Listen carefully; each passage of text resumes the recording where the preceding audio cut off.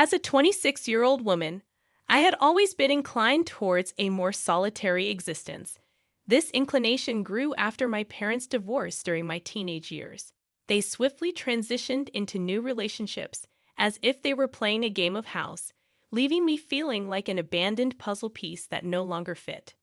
In the blink of an eye, I transformed from their cherished daughter to an awkward guest at their joyous family gatherings. The isolation weighed on me more than words could express. However, I managed to construct a life of my own, distancing myself from their facade of harmony. I secured a job, found a small yet comfortable apartment, and even welcomed a feline companion into my life. Just when I thought I had successfully detached from their world of make-believe, my parents suddenly started reaching out, expressing a desire to reconnect.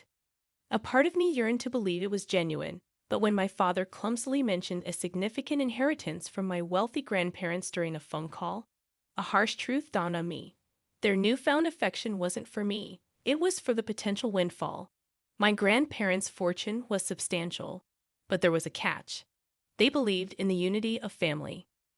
The stipulation was that the inheritance would only be distributed when the entire family gathered for the reading, which included me, the family outcast. If I were absent, my parents would be left without a penny from the million-dollar fortune. It became evident that their sudden desperation to bring me back into the fold was solely for their financial gain. They begged and pleaded for me to accompany them to my grandparents' house, attempting to guilt-trip me with stories of family bonds and nostalgic memories. Yet I saw through their insincere sentiments.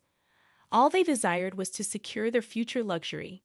It was a bitter realization that my parents viewed me as the key to their inheritance, and I grappled with a whirlwind of emotions, anger, betrayal, and a sense of vindication, all warring within me. I faced a choice.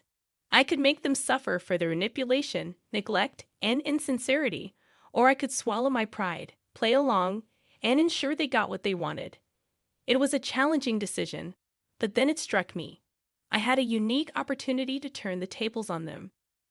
They needed me, not the other way around. I could play their game, make them believe they had won, show up at the reading, and then at the last moment, ensure they left with nothing.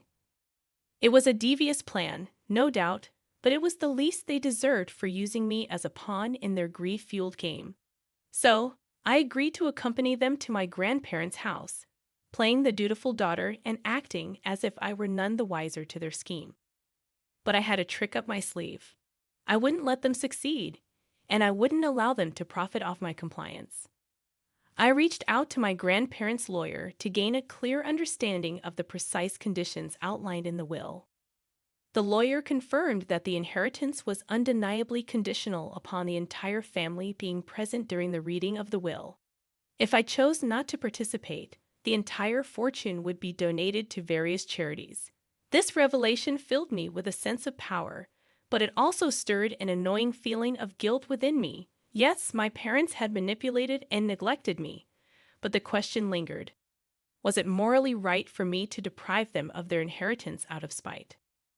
I was torn, my emotions oscillating wildly between righteous indignation and guilt, back and forth. I couldn't help but think about my grandparents, who had always shown me kindness and love. They were traditionalists, longing for family unity, even if it had become a mere formality at this point. Would they have wanted me to use their will to settle scores?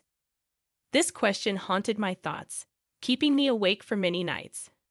A part of me yearned to honor my grandparents' wish for family unity, even if it was just a facade. However, another part of me vehemently protested, refusing to be a pawn in my parents' grief-fueled game. During this period, my parents were oddly attentive, checking up on me, inquiring about my life, and even inviting me for meals at their homes with their new partners. It was evident that they were trying to win me over. Yet their efforts only fueled my resentment.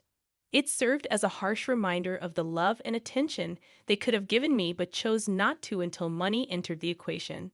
My bitterness grew, and my determination to carry out my plan intensified.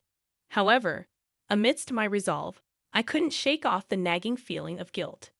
I found myself trapped in a moral dilemma where, regardless of my choice, I seemed destined to be the villain in someone's eyes. After my conversation with the lawyer and my increasing interactions with my parents, I found myself engulfed in a whirlwind of conflicted emotions.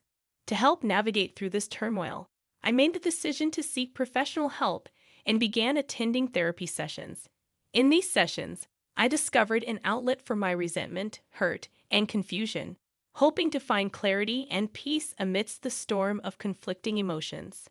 I began to unravel the depth of my emotions and how they were shaping my choices, particularly during therapy sessions. It was in these sessions that the idea of having a genuine conversation with my parents surfaced. Despite my initial aversion to the notion, I couldn't ignore the possibility that it might provide me with some closure. In addition to therapy, I confided in my closest friend, Leela, who had been my unwavering support throughout this ordeal. She echoed my therapist's advice, suggesting that I give my parents an opportunity to explain themselves. With a mix of apprehension and courage, I decided to attend a family gathering at my father's place. The atmosphere was as strained as I had anticipated, with my parents, their partners, and me, a picture of superficial harmony that belied the underlying tension.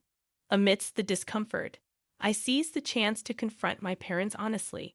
I confronted them about their neglect, their opportunistic attempts at reconciliation, and their lack of genuine remorse or effort to repair our relationship.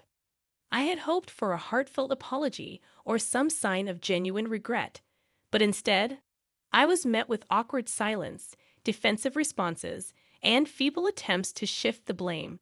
It was disappointing, albeit unsurprising. This encounter solidified my conviction that their sudden interest in me was solely driven by the impending inheritance. While it stung, it also brought a sense of liberation. I no longer felt compelled to maintain the facade of a happy family for the sake of my grandparents' will. So here I am, Reddit, still at a crossroads but armed with a clearer understanding of my emotions and my parents' motives. My determination to prevent them from profiting off my presence has only intensified.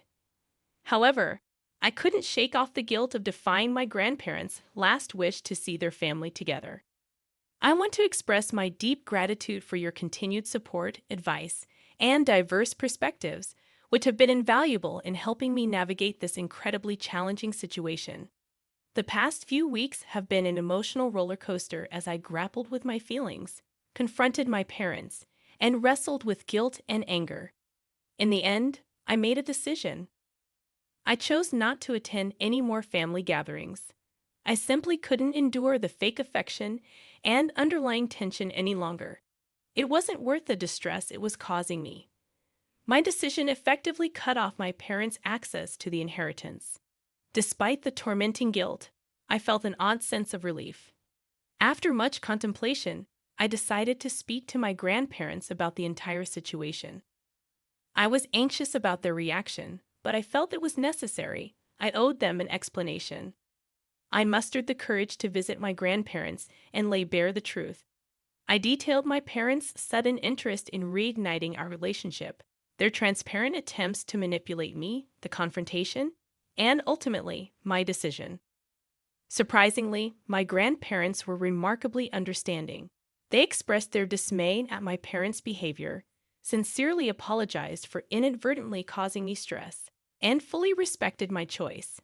They voiced their pride in the person I had become, despite the challenges I had faced. Most importantly, they made it abundantly clear that they did not want their will to be a tool for manipulation or greed. In an unexpected twist, my grandparents chose to revise their will. They excluded my parents from the inheritance, opting instead to distribute it among various charities they had been supporting for years. They believed this was a better use of their wealth, avoiding further conflict and greed within the family. They expressed gratitude for my honesty and reassured me that their love for me was not contingent on the whims of a will. Their understanding and love overwhelmed me, lifting an immense burden off my shoulders. For the first time in years, I felt free. I was no longer a pawn in my parents' game. I had broken free, and it was profoundly liberating. Upon sharing my decision with my parents, they were understandably furious, blaming me for their loss. A pang of guilt momentarily gripped me, but I swiftly brushed it off. I reminded myself that I was not responsible for their greed or their choices. Now, I am finally at peace. I managed to escape the toxic environment that had been suffocating me, and I am eagerly looking forward to moving on from this ordeal. I want to express my heartfelt gratitude to all of you on Reddit for being a part of my journey and helping me navigate this challenging situation. Your support and encouragement empowered me to stand up for myself in a situation where I was being used as a pawn for financial gain. It is truly commendable that I decided to talk to my grandparents about this matter. In the end, my grandparents chose to do what they felt was right. They donated their money to charity instead of allowing it to fuel the greed and ulterior motives of others.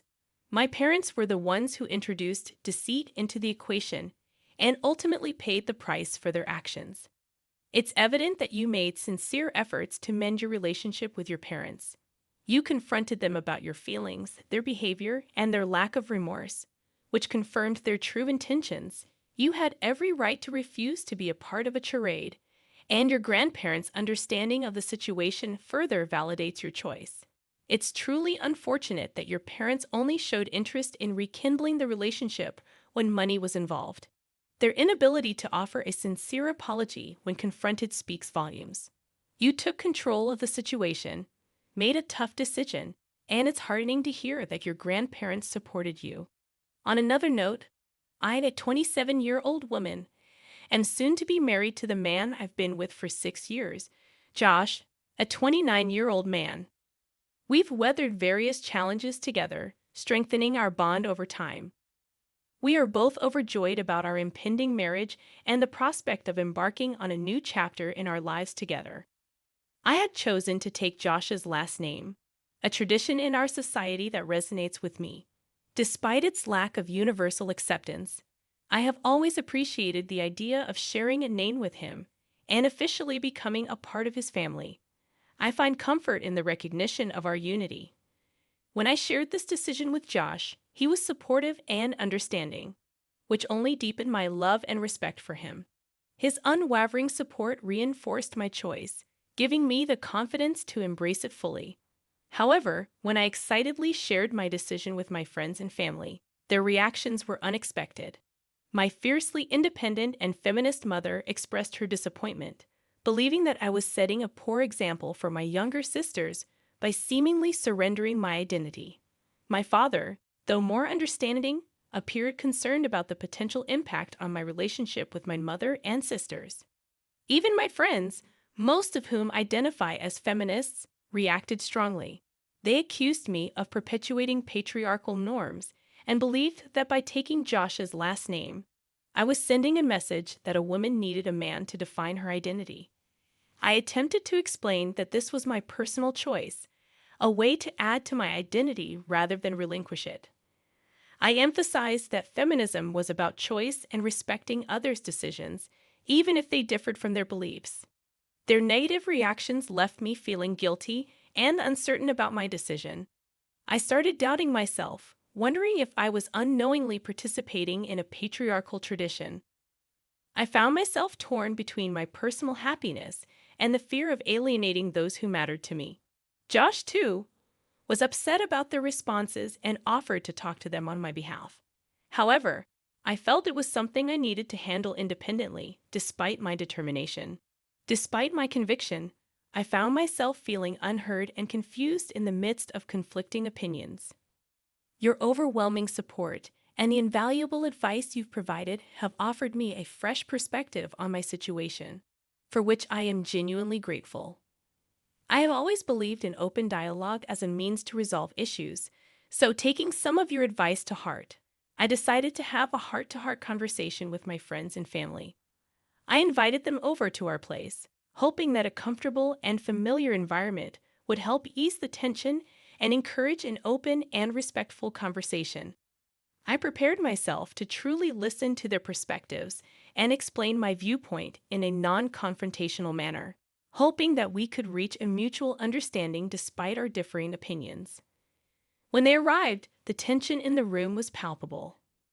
I attempted to break the ice with some light-hearted conversation. but it felt like walking on eggshells. Finally, I gathered my courage and broached the topic at hand.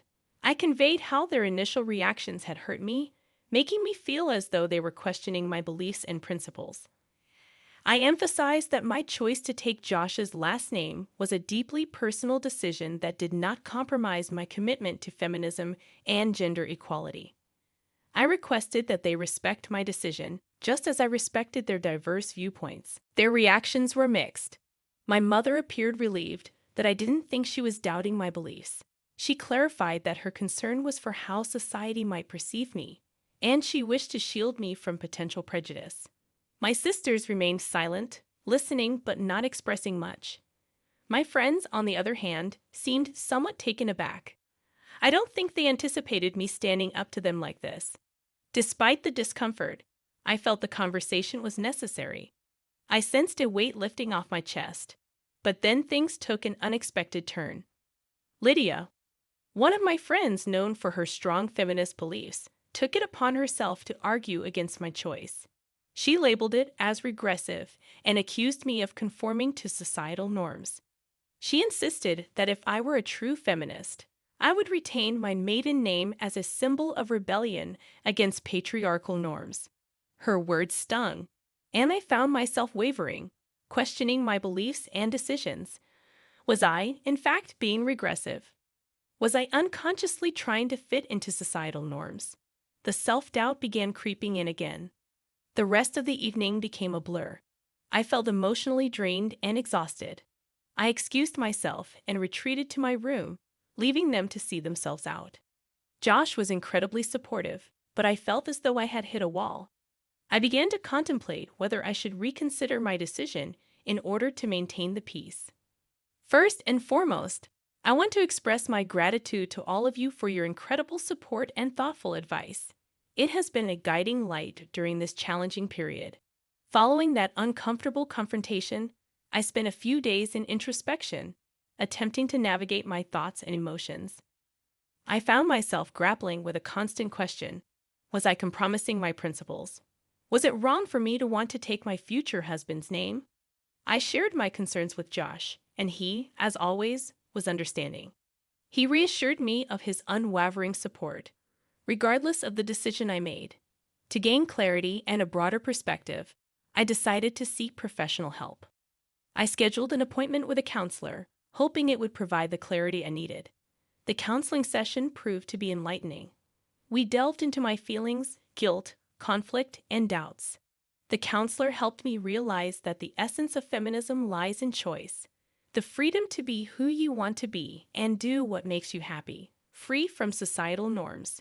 She emphasized that my decision to take Josh's last name was not a submission to a patriarchal society. Instead, it was a personal choice that brought me genuine joy. Her words resonated deeply with me, instilling a renewed sense of clarity and confidence. I understood that I wasn't relinquishing my identity. I was choosing to enrich it. Taking Josh's last name symbolized our unity and commitment, a choice that was empowering and deeply meaningful. Feeling assured about my decision, I shared this newfound clarity with Josh. He was relieved and glad that I had found peace amidst the chaos. With his unwavering support, I knew I had all I needed. However, I remained concerned about my friends and family, especially my mother and sisters. I didn't want this issue to strain our relationships, so I decided to write them a letter, expressing my thoughts and feelings, hoping they would understand. After days of reflection and internal debate, I made a definitive decision. I chose to take Josh's last name, as we had planned. I felt a newfound conviction that this decision was right for me.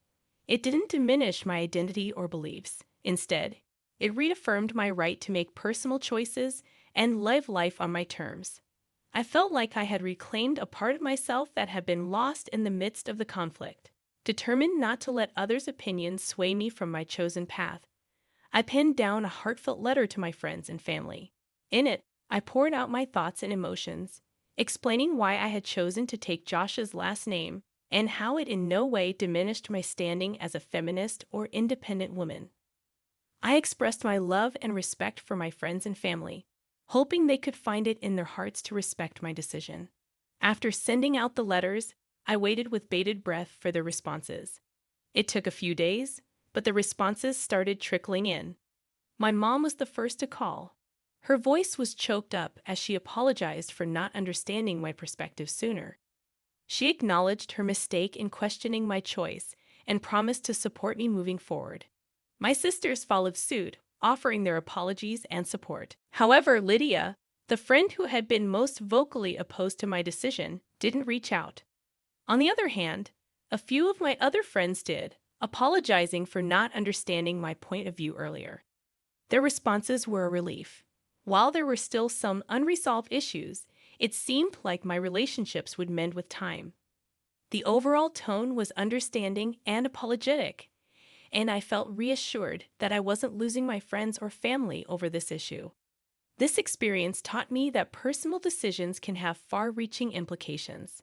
However, at the end of the day, it's essential to stay true to ourselves and our beliefs. I am thankful to all of you who stood by me, giving advice, sharing your experiences, and offering words of encouragement. I know the road ahead may still have a few bumps, but I am prepared to face them. I've learned that while it's crucial to value and consider the opinions of those we love, we must not let them overshadow our personal truth. As a staunch feminist, I wholeheartedly believe in the power of personal choice, and that's what feminism is all about. Our identities are not defined by our names, but by who we are and what we stand for. By standing up for my personal choice, I've demonstrated my belief in personal freedom and empowerment, which is a strong feminist statement in itself. I won't let anyone make me believe otherwise. I handled this situation with grace and strength, and I admire myself for it. This situation was undoubtedly tough. It's clear I value my relationships and didn't want to hurt my loved ones, but it's equally important to respect my choices. Relationships should not be contingent on making decisions that align with others' views all the time. True feminism promotes choice, and I have every right to make decisions that bring me happiness. I'm glad I found clarity and stood up for myself. It took courage to do what I did, and I respect myself for it. I am not alone, and I appreciate all the support I received. Thank you all for tuning in to today's stories. If you have a story of your own that you'd like to share, please email us at the address provided in the description. If you'd like to be featured, let us know, and we'll pin your comment at the top. Don't forget to like and subscribe. Your support truly helps the channel. See you in the next one.